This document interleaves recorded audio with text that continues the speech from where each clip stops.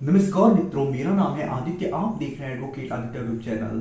भारतीय दंड संहिता की धारा 498 ए को ऐसी महिलाएं जो ससुराल में अपने पति और पति के घर वालों से पीड़ित हैं, उनके साथ हिंसा किया जाता है, उनकी सुरक्षा के लिए बनाया गया था। लेकिन वर्तमान समय में ये जो धारा बनी है भारतीय दंड संहिता की धारा 498 ए, इसका सदुपयोग तो बहुत कम हो रहा है, लेकिन दुरुपयोग इसका बहुत ज्यादा हो रहा है। तमाम ऐसे केसेस हमें देखने को मिलते हैं जिसमें एक पत्नी अपने पति और पति के घर वालों के ऊपर झूठा 498 ए का मुकदमा दर्ज करा देती है। मुकदमा एकदम गलत होता है। पति और पति के घर वालों के खिलाफ पत्नी के पास कोई साक्ष्य नहीं होता है। बेवजह का पत्नी जाके मुकदमा दर्ज कराती है। फिर 3-4 साल पति और पति के घर वाले बेवजह में कोर्ट कचहरी के चक्कर लगाते हैं, तब जाके वो खुद को बेगुनाह साबित कर पाते हैं और इस झूठे मुकदमों से बरी हो पाते हैं। यानी एक झूठा मुकदमा दर्ज होने के बाद 3 से 4 साल 5 साल आपकी जो जिंदगी है वो काफी ज्यादा मुश्किल हो जाती है। आपको बार बार कोर्ट कचहरी के चक्कर लगाने पड़ते हैं, बेवजह पैसे खर्च हो जाते हैं। अब सोचिए, झूठा मुकदमा है, उसके चक्कर में आप कितने ज्यादा परेशान हो जाती हैं। तो ऐसे में आज मैं आप लोगों के लिए एक ऐसा ही मामला लेकर आया हूं जिसमें एक पत्नी अपने पति और पति के घर वालों के ऊपर बेवजह का झूठा 498 ए और अन्य धाराओं में एफआईआर तो कराती है, लेकिन जो पति होता है अपनी सूझबूझ और समझ से उस झूठे एफआईआर को क्वैश करा देता है और मामले को समाप्त करा देता है, जिससे उसे काफी लंबा समय नहीं लड़ना पड़ता है, परेशान नहीं होना पड़ता है। तो आज मैं आप लोगों के लिए एक ऐसा ही जजमेंट लेकर आया हूं और ये जो जजमेंट है वो सुप्रीम कोर्ट का जजमेंट है। तो एक रूलिंग जजमेंट है, तो इसे आप बारीकी से समझिएगा, ध्यान से सारी चीजों को समझिएगा। तो चलिए वीडियो को शुरू करते हैं। वीडियो में आगे बढ़ने से पहले मैं आपको एक बहुत बड़ी खुशखबरी देना चाहता हूं। मेरी एक किताब पब्लिश हुई है जिसका नाम है legal guide for husband in matrimonial cases. अब जैसा इस किताब का नाम है, नाम से ही आप समझ सकते हैं कि इस किताब का क्या उद्देश्य है। जैसा नाम ही है, legal guide for husband in matrimonial cases. तो देखिए, ऐसे पति जिनके ऊपर उनकी पत्नी ने झूठा किसी प्रकार का कोई मैट्रिमोनियल केस दर्ज करा दिया है, तो ये जो हमारी किताब है, ये किताब ऐसे पतियों के लिए बहुत ज्यादा उपयोगी है और उनके लिए एक गाइड समान काम करने वाला है। क्योंकि जब आपके ऊपर ऐसे मुकदमे दर्ज हो जाते हैं, आपको कोई जानकारी नहीं होती है, तो बहुत सारे लोग आपको मिसगाइड करते हैं, काफी ज्यादा आप ठगी के भी शिकार हो जाते हैं। लेकिन जब आपको जानकारी रहेगी, सही चीजें आप जानेंगे, तो आप अपने मुकदमे में अपना पक्ष भी मजबूत कर पाएंगे। कोई आपको मिसगाइड नहीं कर पाएगा, कोई आपको ठग नहीं पाएगा। तो ऐसे में आपकी जानकारी के लिए ही मैंने ये किताब लिखी है। इस किताब में आपको 498 A, 125 CrPC, DV act, section 9, divorce, ऐसे तमाम जो मैट्रिमोनियल मुकदमे होती हैं, सारे मुकदमों के संबंध में काफी अच्छी जानकारी मिल जाएगी कि कोई प्रक्रिया कैसे चलती है, ड्राफ्टिंग कैसे करनी होती है, एप्लीकेशन कैसे देना होता है, ऑब्जेक्शन कैसे लगाना होता है। ये सारी चीजें आपको इस किताब में पढ़ने को समझने को मिल जाएगी, जिससे आप अपने मुकदमे में अपना पक्ष मजबूत कर पाएं और मिसगाइड होने से बच पाएं। तो यदि आप इस किताब को बाई करना चाहते हैं तो इस किताब का जो मूल्य है वो 550 रुपए है, लेकिन अभी आपको 50 रुपए डिस्काउंट दिया जा रहा है और 100 रुपए इस किताब को भेजने का कोरियर चार्ज लग रहा है। तो 500 रुपए किताब का मूल्य प्लस 100 रुपए कोरियर चार्ज, तो टोटल किताब का मूल्य 600 रुपए हो रहा है।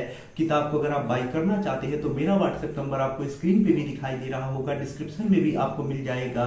तो उस पर आप मैसेज करिएगा, मैं बुक बाई करना चाहता हूँ। आगे का प्रोसीजर मैं आपको बता दूंगा।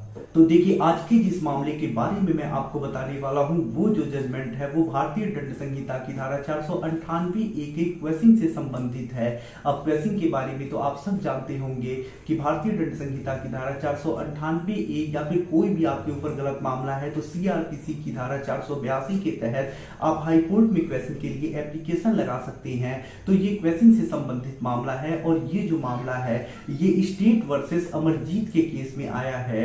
और देखिए, ये जो जजमेंट आया है वो सुप्रीम कोर्ट ऑफ इंडिया की तरफ से आया है। अब देखिए, इस मामले में होता कुछ ऐसा है कि जो पत्नी होती है, शादी के कुछ दिनों तक ठीक से अपने पति और पति के घर वालों के साथ रहती है। उसके बाद जो पत्नी होती है मायके चली जाती है। उसके बाद जब पति पत्नी को मायके लाने के लिए जाता है तो वहां पे पत्नी आने से मना कर देती है। तो ऐसे में कई बार पति प्रयास करता है कि पत्नी आके उसके साथ रहना शुरू कर दे, लेकिन पत्नी मना करने लगती है।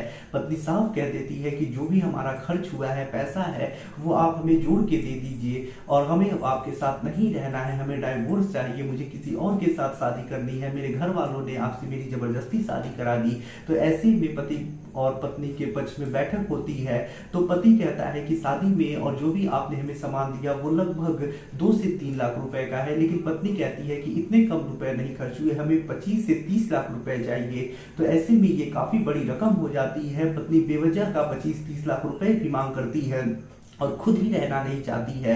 उसके बाद जो पति होता है विदाई के लिए सेक्शन 9 का जो केस होता है वो लगाता है और फिर पत्नी क्या करती है कि थाने में जाती है और बिल्कुल बेवजह का मामला दर्ज करा देती है, जिसमें पत्नी लिखवाती है कि उसे काफी बुरी तरह से मारा पीटा गया, काफी ज्यादा प्रताड़ित किया गया। और ऐसे में जो पुलिस होती है वो भारतीय दंड संहिता की धारा 498A, 307, 377 और ऐसे ही अन्य धाराओं में FIR दर्ज कर देती है। उसके बाद पुलिस चार्जशीट लगाती है। जब पति जो होता है चार्जशीट लग जाता है तो वो क्वेश्चन के लिए हाई कोर्ट जाता है। हाई कोर्ट में पति पक्ष की तरफ से ये तर्क रखा जाता है कि पत्नी जो ये कह रही है कि उससे पैसे की मांग की जा रही है, दहेज मांगा जाता था, ये सरासर गलत है। और जो पति होता है वो बाहर कहीं रह के काम कर रहा होता है और लगभग 6-7 महीने पति पत्नी साथ रहे होते हैं। तो ऐसे में जो पति है पत्नी के अकाउंट में पर मंथ 25 से 30 हजार रुपए ट्रांसफर करता था उसके खर्च के लिए। तो पति की तरफ से यही तर्क रखा जाता है कि मैं तो खुद अपनी पत्नी को 25 से 30 हजार रुपए प्रति माह देता था, इसके बावजूद भी मैं कैसे पैसे की मांग कर सकता था, मैं तो खुद दे रहा था। और पति जो होता है स्टेटमेंट लगाता है। साथ ही साथ पति की तरफ से तर्क दिया जाता है कि ये जो IPC की धारा 307 लगी है ये बेवजह की लगी है। पत्नी ने किसी प्रकार का कोई मेडिकल नहीं लगाया है, कुछ उसे चोट नहीं लगी है, कोई भी सर्टिफिकेट ऐसा नहीं है जिससे साबित हो कि उसे चोट लगी है। इसके बावजूद भी IPC की धारा 307 लग गई है, यानी अटेम्प्ट टू मर्डर का भी केस बन चुका है। लेकिन ये सब जब तक रखे जाते हैं तो हाईकोर्ट पति के तर्क से संतुष्ट नहीं होता है और पति के क्वेश्चन के एप्लीकेशन को रिजेक्ट कर देता है। उसके बाद जो पति होता है सुप्रीम कोर्ट जाता है और सुप्रीम कोर्ट में भी पति की तरफ से यही तर्क रखा जाता है कि पति खुद पैसे दे रहा था, पत्नी ने कोई मेडिकल नहीं लगाया है, पत्नी ने जो भी आरोप लगाए हैं वो सामान्य किस्म के आरोप हैं। पति खुद बाहर रहता था, वहां कभी कभी पति महीने में 1-2 दिन के लिए आता था। तो कैसे वो इतना मारपीट कर सकता है।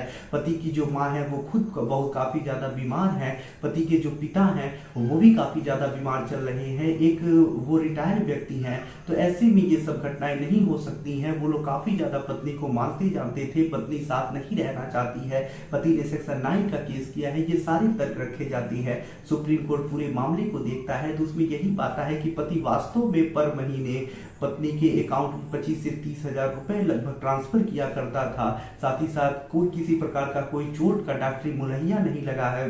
पत्नी ने जो भी आरोप लगाए हैं वो कहीं कोई डेट समय कुछ ऐसा जिक्र नहीं किया है, सिर्फ कहा है कि उसके पति काफी ज्यादा उसे प्रताड़ित करते थे, मारते थे। घर वाले जो पति के हैं यानी जो सास ससुर ननद है ये लोग भी प्रताड़ित करते थे। तो किसी प्रकार का कोई एक सटीक आरोप नहीं लगा है। तो ऐसे में सुप्रीम कोर्ट इस मामले को क्वैश कर देता है और मामला यहीं पे समाप्त हो जाता है। तो अब देखिए इस मामले से हमें एक चीज जानने को मिल रही है, समझने को मिल रही है कि देखिए अगर आपकी भी पत्नी ने ऐसे आपके ऊपर झूठे आरोप लगाए हैं और ऐसे में आपके पास साक्ष्य है तो आपको पीछे नहीं हटना है, आपको हाई कोर्ट जाना है। हाई कोर्ट से सफलता नहीं मिलती है तो आप सुप्रीम कोर्ट भी जा सकते हैं, वहां से सफलता मिलने का चांस ज्यादा होता है। तो देखिए अगर आपके पास साक्ष्य है तो आपको सब सुप्रीम कोर्ट जरूर जाना चाहिए। लेकिन अगर आपके पास अपने बचाव में किसी प्रकार का कोई साक्ष्य नहीं है, पत्नी ने आरोप लगाए हैं, उन आरोपों के बचाव में आपके पास कोई साक्ष्य नहीं है, हाँ झूठे आरोप है लेकिन आपके पास भी कोई ऐसा साक्ष्य नहीं है जिससे आप साबित कर पाए कि झूठा आरोप है, तो ऐसे में आपको कुछ नहीं करना है। सिर्फ आपको सेशन कोर्ट ही या लोअर कोर्ट में ही जो मुकदमा चल रहा है उसी में आपको लड़ना है। अगर आपके पास बचाव में साक्ष्य नहीं है तो हाई कोर्ट सुप्रीम कोर्ट जाने से कोई फायदा नहीं मिलने वाला है। इस मामले में पति के पास साक्ष्य था। पहली चीज तो ये कि किसी प्रकार का कोई मेडिकल नहीं लगा था और IPC की धारा 307 लग गई थी और दूसरा पति पर मंथ पत्नी के अकाउंट में पैसे भेजता था, तो ये भी साक्ष्य था। तो इन सब वजहों से ये मामला क्वैश हो सका। तो आशा कर रहा हूँ ये जानकारी आपको काफी ज्यादा पसंद आई होगी। यदि आप किसी कानूनी समस्या से परेशान हैं और ऐसे में आप मुझसे फोन पे बात करके अपनी कानूनी समस्या का समाधान प्राप्त करना चाहती हैं तो इसके लिए डिस्क्रिप्शन चेक करें, वहां बताया गया है कि आप किस प्रकार से मुझसे फोन पे बात कर सकती हैं।